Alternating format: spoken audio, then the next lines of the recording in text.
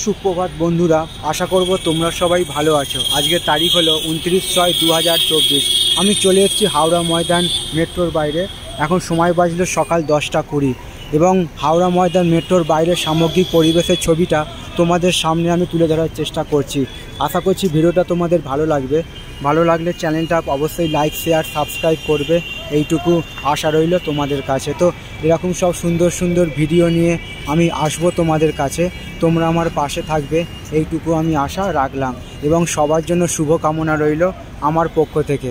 আজকের দিনটা এবং আগামী দিনগুলো আরও আনন্দময় হয়ে কাটুক, এইটুকু আমি ভগবানের কাছে প্রার্থনা করলাম এবং সবার জন্য সুস্বাস্থ্য কামনা করলাম। তো তোমাদের দেখাবার চেষ্টা করছি হাওড়া ময়দান, খুবই একটি গুরুত্বপূর্ণ মেট্রো স্টেশন এবং এখান থেকেই মেট্রো সোজা চলে যাচ্ছে টালিগঞ্জ, রবীন্দ্র সরোবর, গড়িয়া, সব জায়গায়, দক্ষিণেশ্বর।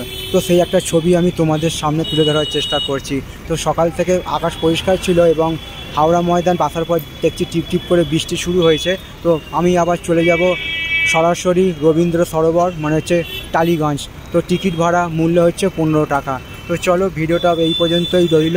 তোমাদের আমি দেখাবার চেষ্টা করছি হাওড়া ময়দান মেট্রোর বাইরের পরিবেশের ছবিটা। এটা হচ্ছে সকালবেলার ছবি।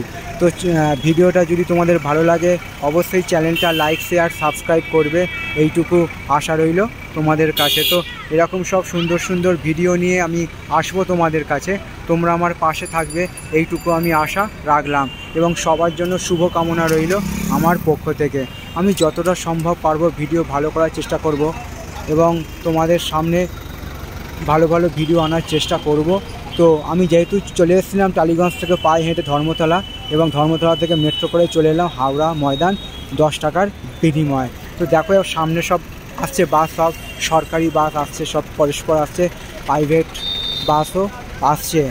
তো এখান থেকে সব বাস ছাড়ে এবং যাত্রীরা সব বাসে ওঠার জন্য সব দৌড়াদৌড়ি করছে। তো চলো, ভিডিওটা তোমাদের আমি দেখাবার চেষ্টা করছি হাওড়া ময়দান মেট্রোর বাইরের ছবিটা। এটা সকালবেলার ছবি, এখন সময় বাজলো সকাল 10টা 20। তবে এরকম সব সুন্দর সুন্দর ভিডিও নিয়ে আমি আসবো তোমাদের কাছে, তোমরা আমার পাশে থাকবে, এইটুকু আমি আশা রাখলাম এবং সবার জন্য শুভ কামনা রইল আমার পক্ষ থেকে। আজকের দিনটা এবং আগামী দিনগুলো আরও আনন্দময় হয়ে উঠুক, এইটুকু আমি ভগবানের কাছে প্রার্থনা রাখলাম। তো চলো, আমি আবার ফিরে যাব টালিগঞ্জ, মানে যেটা হলো রবীন্দ্র সরোবর।